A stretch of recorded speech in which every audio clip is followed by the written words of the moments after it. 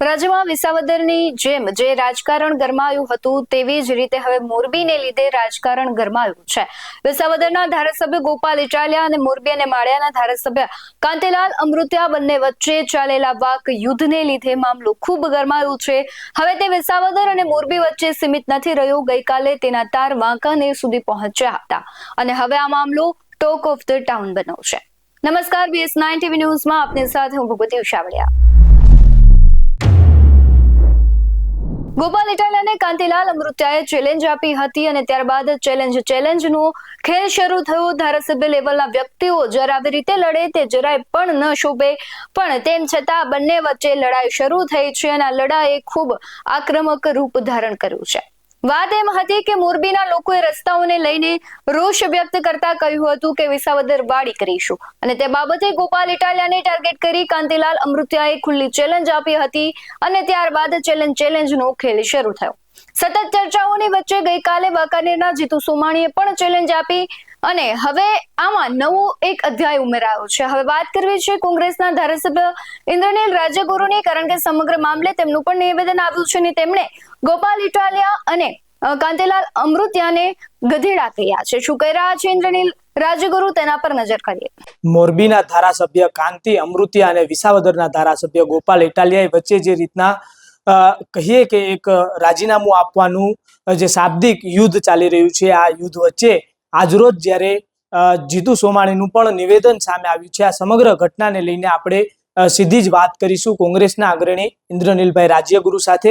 સૌપ્રથમ તો ઇન્દ્રનીલભાઈ, આપને પ્રશ્ન કરીશ કે જે આ બંને વચ્ચે શાબ્દિક યુદ્ધ જે ચાલી રહ્યું છે, એકબીજા રાજીનામા આપવાની વાતો કરી રહ્યા છે, આ કેટલી યોગ્ય આપના મતે?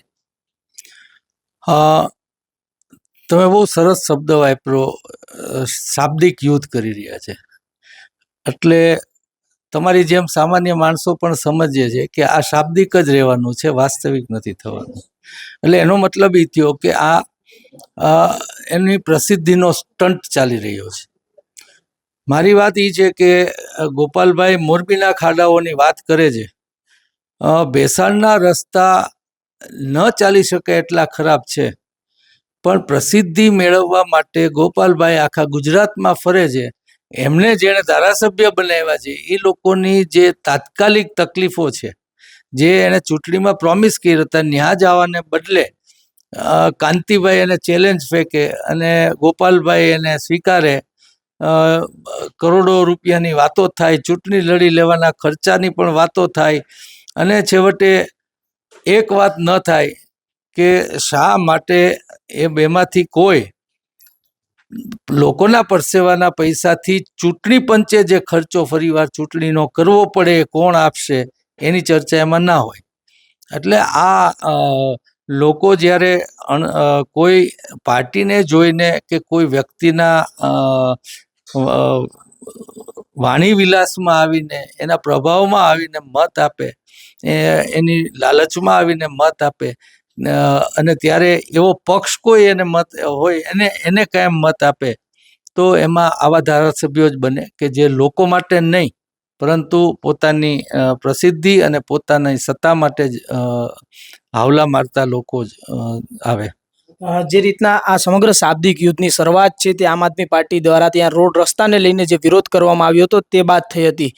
કાંતિ અમૃતિયા દ્વારા એવું કહેવામાં આવ્યું છે તેમના દ્વારા કે હું 2 કરોડ રૂપિયા જો અહીંયા જીતીને દેખાડે તો આપીશ, પરંતુ એ 2 કરોડ રૂપિયાના ખર્ચે શું લાગે છે મોરબીના ખાડાઓ છે તે રિપેર થઈ શકે? તમે એક આમાં સામાન્ય વાત ન સમજ્યા। મેં તમને કહ્યું એમ, ભેસાણના એક પણ રસ્તો, ભેસાણ ગામ પહોંચવાનો એક પણ રસ્તો સારો નથી। ગોપાલભાઈ ન્યાનું ધ્યાન રાખવાને બદલે ગોપાલભાઈ મોરબીના રોડની વાત કરે છે, ધ્યાન ભટકાવવા માટે। અને પછી પાછા કાંતિભાઈ વાત કરે છે કે ભાઈ અહીંયા આવીને જીતાડો, રોડનો જવાબ નથી દેતા। એટલે બંને લોકોના કામની ચર્ચા નથી કરતા, બંને લોકોનું મન ભટકાવવાની વાત કરે છે। એ લોકોએ સમજવાની જરૂર છે। શું લાગે છે આ બંને ધારાસભ્ય જે રીતના અત્યારે કહી રહ્યા છે શાબ્દિક યુદ્ધ ચાલી રહ્યું છે, જો આપના સામે કોઈ એ સૂચનો આવશે તો આપ એ લોકોને સૂચનો આપશો ખરી કે એ લોકોને સમજાવશો કે આ વસ્તુ ન કરવી જોઈએ? પહેલાં તો સ્ટન્ટ જ જેને કરવો હોય કોઈના સૂચન લેવા ન જાય। અને ભાઈ તમારા થ્રુ કોઈ સૂચન કરવાનો મતલબ એટલે નથી કે તેજીને ટકોર હોય અને ગધેડાને પાટા મારવામાં પગ ન બગાડાય, આવી આપણી કહેવત છે. એટલે એનાથી દૂર રહેવું જ બહેતર છે. જે આ ટ્રેન્ડ ચાલી રહ્યો છે, ટ્રેન્ડની અંદર અનેક ધારાસભ્યો આવી રહ્યા છે. તમારા મતે આ ટ્રેન્ડ કેટલો યોગ્ય છે ને કયા અંશે આ ખરાબ પણ કહી શકાય? આ ખૂબ નબળી માનસિકતાનો છે, પણ ત્યારે લોકોએ સમજવાની જરૂર છે કે એને આવા સ્ટન્ટ લોકોને પણ ગમે છે.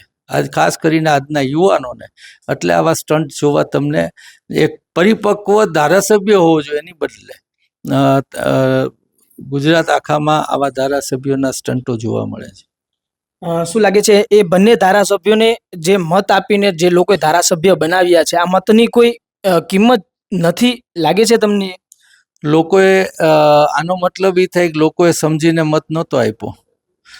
કોઈ સારો માણસ ઊભા રહેવા તૈયાર નથી થતા, કેમ કે લોકો સમજણની બહાર લોભ, લાલચ અને ખોટી વાતના માં આવી અને એનો મત વેડફતા હોય છે. માટે આમાં લોકોને ત્યાં આવા સંજોગોમાં અફસોસ જ કરવો પડે. જી, ચોક્કસથી જે રીતના સૂચનો બાબતે લઈને તેમની પ્રતિક્રિયા હતી ઇન્દ્રનીલભાઈની કે હું કોઈ સૂચનો નહીં આપું તે જ વ્યાજબી રહેશે, જ્યારે આ બંને ધારાસભ્યો છે તે આ પ્રકારની જે શાબ્દિક યુદ્ધ છે તે ખૂબ જ ખોટું છે, કેમ કે લોકો જ્યારે મત આપવામાં જ્યારે ક્યાંય ભૂલ કરી હોય ત્યારે જ આવા ધારાસભ્યો મળે અને એ જ ધારાસભ્ય છે તે આ રીતના શાબ્દિક યુદ્ધ કરે. આવા જ બધો અહેવાલો સાથે ફરી મળતા રહીશું. તમે અમારી યુટ્યુબ ચેનલને સબસ્ક્રાઇબ કરવાનું, અમને ફેસબુક અને ઇન્સ્ટાગ્રામ પર ફોલો કરવાનું ભૂલશો નહીં. બાકી અમને અપડેટ્સ મેળવવા માટે જોતા રહો BS9 TV ન્યૂઝ. નમસ્કાર.